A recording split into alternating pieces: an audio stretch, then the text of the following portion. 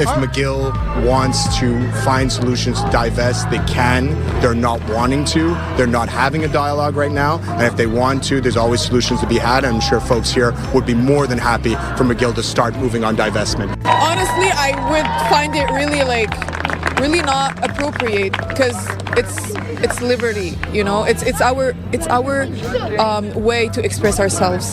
We don't want any confrontation. We don't want any. Everybody is on the same page. We don't want this to escalate, so we'll do everything we can. But it's up to the university to take the proper decisions in that regard.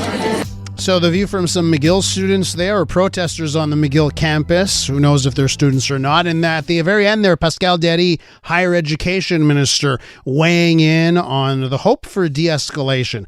Don't know if de-escalation is going to happen. Of course, we found out this morning that McGill University is asking for the police to step in for their assistance in clearing the encampment. Deep Saini, the president of McGill, says he does not take that decision lightly.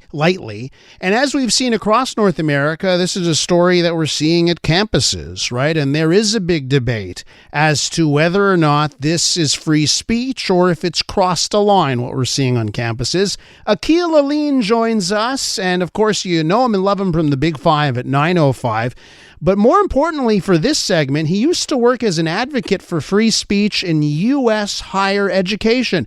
Akil, welcome back to the program. Thanks so much for having me. Always a pleasure. Tell our listeners first things first about your experience in U.S. academia. You went to Princeton, didn't you?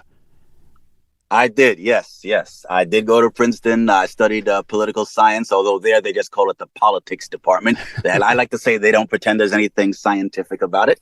And then I actually came back. I graduated in 2008, came back here to Montreal for a couple of years, did a few different things, including my first brief foray into radio news. And then I went to law school in New York City at the Benjamin N. Cardozo School of Law at Yeshiva University, which was a whole other experience unto itself, where I mainly studied U.S. constitutional law. And I graduated from there in 2013, moved to Washington, D.C., where I spent the next 2 years. And it was 10 years ago, almost exactly 10 years ago, in fact, that I started working at FIRE, which was originally named the Foundation for Individual Rights in Education, more recently renamed the Foundation for Individual Rights and Expression, which I only found out when I started working there was actually co-founded by two Princeton alums from the 1960s. So it was exactly a decade ago that right around the time that the term cancel culture started to come into vogue is when I started working at FIRE. And that I worked there for about a year before I returned to Montreal. So, Akil, from that perspective, I think you're the right person to be talking to this morning for our audience here to talk about what's happening not only at McGill but a lot of university campuses. And it's not lost on me. Boy, it seems every campus is different. I'm seeing protesters using hammers at Columbia to gain access to buildings, breaking windows and gaining access in buildings. Seeing crazy things out of Virginia, by the way. And then, of course, a little bit more subdued at McGill University, but an encampment nonetheless. What's your take on what we're seeing across North America right now? What we're seeing across North America is basically a resurgence of the kinds of protest tactics that you often see when people feel that their particular agenda is not likely to be heard at the highest levels of power. And so they feel that they need to step outside the bounds of what's normally considered acceptable public discourse or acceptable protest in quote unquote mainstream society. And it's happened to one degree or another across the political spectrum. It's more commonly associated in the public imagination with the left wing of the political spectrum. That largely we owe to the 1960s, the anti-Vietnam War protests of the late 1960s in particular. And as a matter of fact, I mean, the current spate of campus protests that we're seeing began at Columbia University, where there was also a major protest back in 1968 against university involvement in military research pertaining to the Vietnam War and things of that nature. In that case, the university president eventually called in the police, the NYPD, to break up a student occupation of the university buildings. And that ended in, literal bloodshed. It was a pretty violent crackdown. Hopefully nothing that severe happens this time around. But what we're seeing, though, is I think there's a romanticization of the use of that kind of tactic, protest tactics involving occupation of different buildings. We saw that in the Occupy Wall Street movement just over a decade ago. We also saw that more recently right here in Canada with the trucker convoy protest, for want of a better term, in Ottawa, right?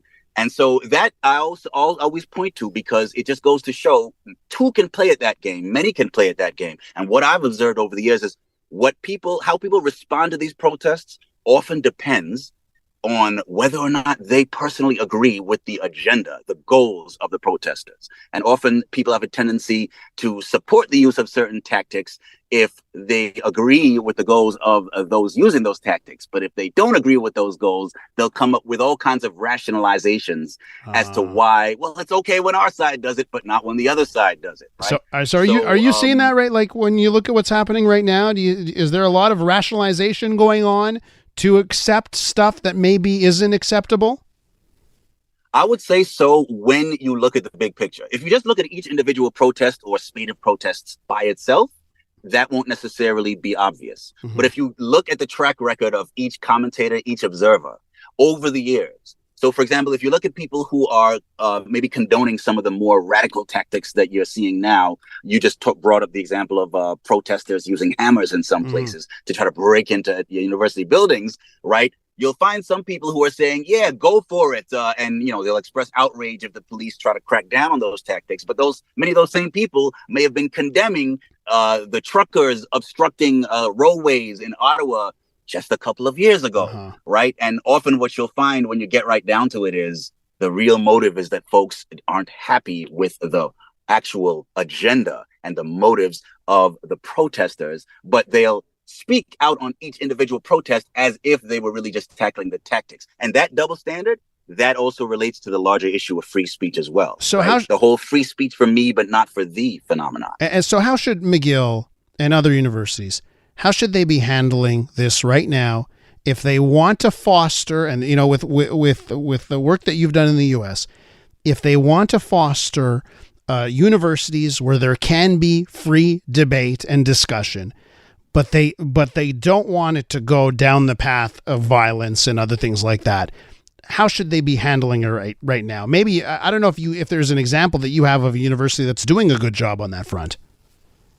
Well, I don't want to toot my alma mater's horn, but maybe I kind of do, because I think so far, I don't know that any university has done a perfect job of it so far, or has done a perfect job of this in the past. So far, from what I've been looking at on my alma mater's campus, Princeton's campus, so far they've tended to avoid any violence. They've tended to avoid any major crackdowns, but there have been a couple of apprehensions of students who were maintaining an encampment on the university grounds without authorization. I think that points to the larger question, to answer your question. How do you distinguish between legitimate protest and exercises of the right to free speech and, when free speech crosses the line? I think this also plays back into my former job at FIRE, because there's a reason I worked there. I think that their take on this is actually pretty instructive, not only in the U.S. context, but worldwide. For one thing, they say, look, it's important to put our own political, and I'm addressing university administrators here, it's important to put our own political biases up on a shelf to the greatest extent that we can. There's the temptation to crack down on the use of tactics by protesters whose ideas you disagree with, but let certain things slide when you're more sympathetic to the protesters. We've got to make a conscious effort to resist that temptation. But at the same time, when protest crosses the line into violence, when it crosses the line into disruption, into censorious behavior, that's when it crosses the line. So examples such as students actually physically putting hands on anyone who disagrees with them, that should not be tolerated. If they're occupying spaces that other students or other members of a campus community normally use just to get around campus or to, for other purposes related to study and the normal business of a university, if the protesters are encroaching on those spaces and preventing others from using them for ordinary business, that also goes too far. And if protesters are using their tactics to prevent anyone who disagrees with them from speaking their minds, that also goes too far. I think we've all heard the expression, your right to swing your fist ends at my nose, Yeah. right? Yeah. That's the essence of a right, right? When you're exercising a right properly, you're not infringing on other people's rights. You're not preventing other people from doing what they choose to do in that area. As soon as you start blocking others from going about their business, that is when you cease to be merely exercising your own right, and when you start actually infringing on others' rights. Akil, I'm so happy we got you on the air today, because I think your voice really valuable today to dissect this issue. Thanks so much for joining us. Thanks for having me, Elias.